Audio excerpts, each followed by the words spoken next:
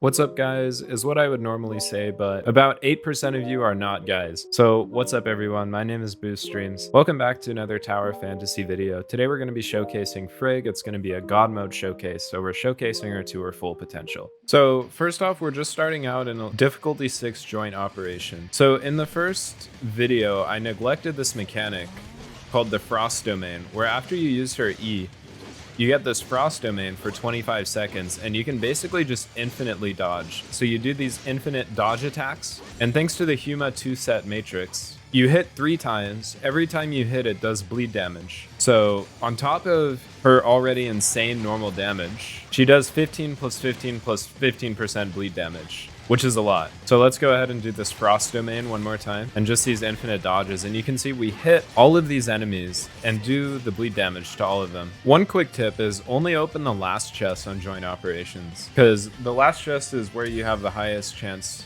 to drop an SSR. So let's go ahead here and just do the same thing. I'm not really going to worry about using other weapons because these enemies are relatively lower level 50. So let's just use Frigg. One benefit to using this Frost Domain is that you end up dodging a lot of attacks that you didn't even intend to dodge, just because you're basically infinitely dodging. And this is kind of, I guess, the way Frigg is meant to be played. And then once you get to higher stars, obviously she's going to do more damage and have various things. But right now my Frigg is just at 0 stars with the 2-piece Frigg matrix and 2-piece Huma matrix set, as you can see based on the bleed damage.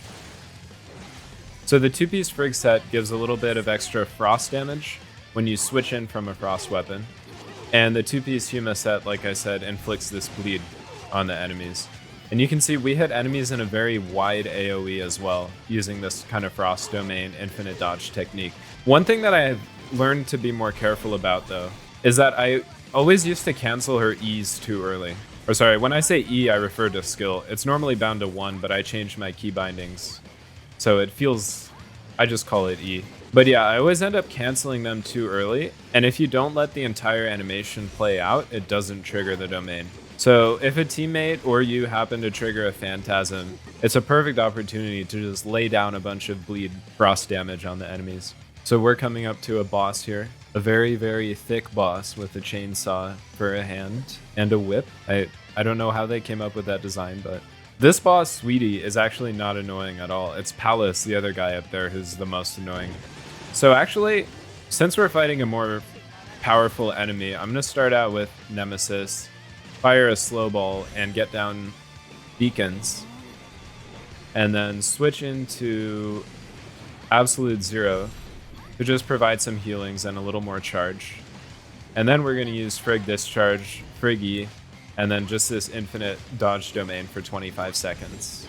So Frigg is best used, of course, with another Frost character for the Frost Resonance, and with a character for Shatter or a character for heals. So Frigg is very good at Shatter herself, but if you want to maximize her damage, you can use another character like Huma or Shiro or the Scythe to Shatter.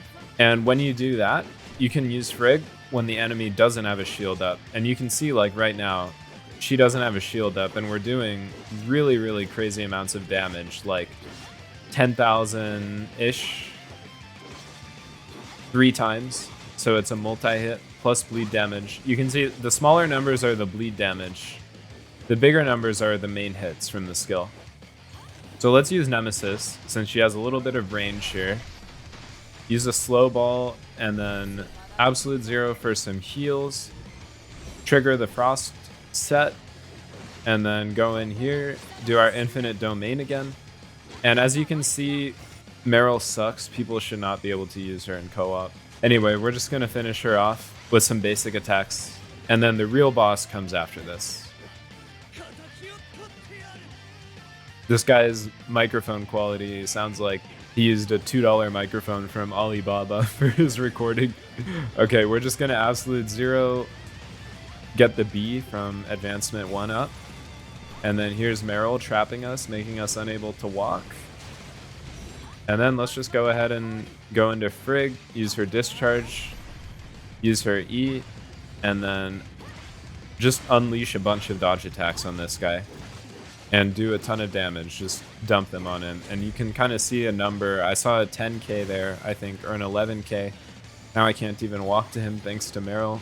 Okay, we'll use Frigg, and then she should just lunge toward the enemy no matter where the enemy is. So it looks like we have him kind of pinned in a corner here, so that's interesting. Let's just unleash these dodges on him. It looks like his shield was shattered. We have some Nemesis beacons attacking him. And all in all, we're just looking good. The Frost Domain duration is 25 seconds. So when there's 5 seconds left on the skill cooldown, that's when your infinite dodge is going to end.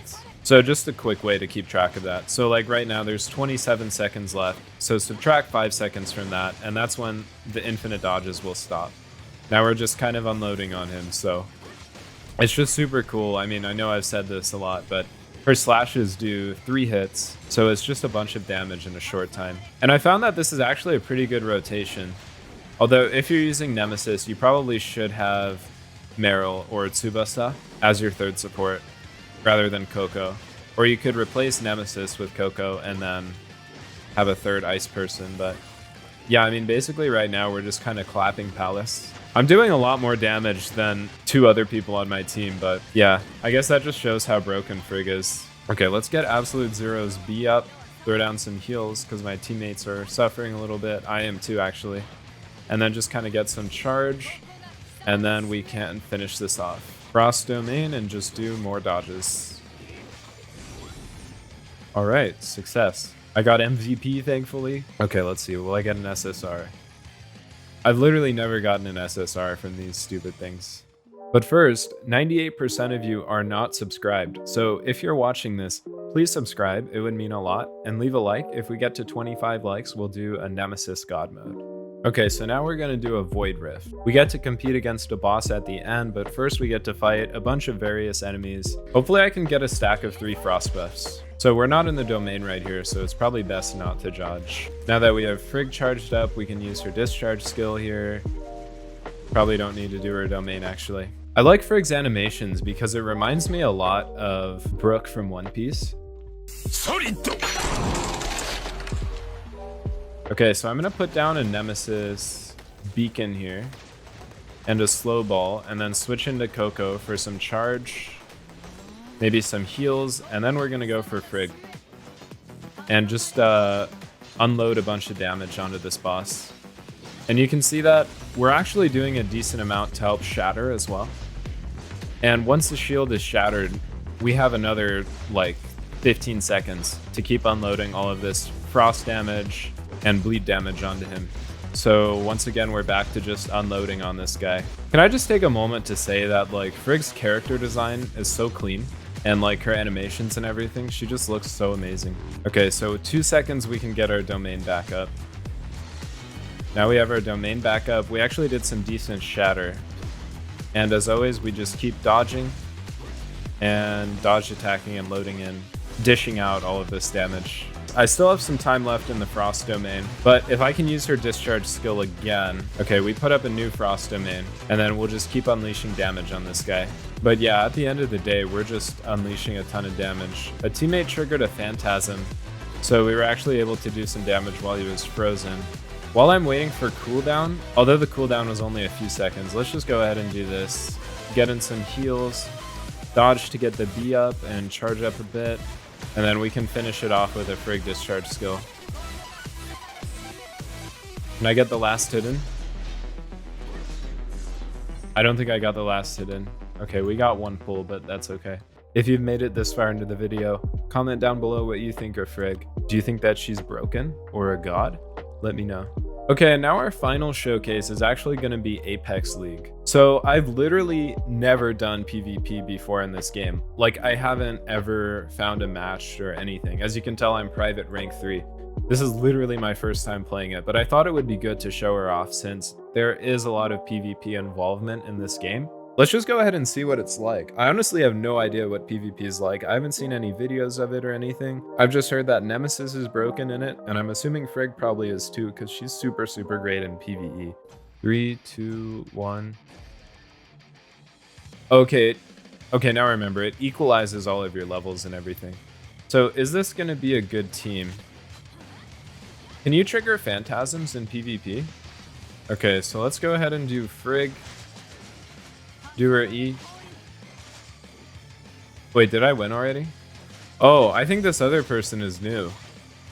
Oh, I'm so sorry. Okay, maybe this isn't a very good showcase. Okay, so apparently Frigg is broken in PvP. I'm not going to do more of that because I actually feel kind of bad. So let's go ahead and go into Bygone Phantasm. This is for 32. Oh, we actually have a boost to Frigg's weapon itself, so this is actually really good. Okay, so let's just start off with her domain. Okay, yeah, these enemies are super low level. But we can just kind of get a good idea of Frigg's kit's AoE and everything right here. I think this is a good way to look at it. So we'll just kind of keep doing this Frost domain strategy and slicing up these guys. There's not really much more to it, especially at this level. And you can see we're consistently hitting for like 11k or more. One thing interesting about her kit, actually, about the matrices, is that you get multiple stacks of frost damage for switching between frost weapons. So for example, if I switch to Coco Ritter's weapon right now, that's, I believe, 8%, and then switching back here should give me 10%. So now she should technically be doing more damage. But just playing around with her kit, I would actually prefer just sitting here and unleashing this damage rather than trying to switch to different weapons and switch back for the sole purpose of getting the buff. And that's because there's just such a long cooldown on switching weapons that I feel like you're going to lose more damage by trying to switch and get more stacks of the buff than just doing damage the entire time. That said, I haven't done any like extensive testing or math on any of that. That's just kind of an observation from playing around with her right now. So we should have 1 stack. So now we should have 2 stacks. And 2 stacks is, I believe, 10%. So 10% is actually a pretty significant buff. Even though we can get up to 5 stacks, I just don't think it's worth it, because if you see all the damage that we're like basically unloading onto him right now, I think it's pretty worth it. Okay, we have 5 seconds left of this domain. And once again, I don't really have to worry about Shatter. I know this boss is kind of a little bit lower level, but if it were a level 50 boss or something, the same principle would apply. Damn, those are some nice jiggle physics. Just adding that in there. I'm sorry, I'm a degenerate. This is supposed to be a clean video, but yeah, oh well. Nobody watches my outros, so thank you for watching. Please subscribe. Peace.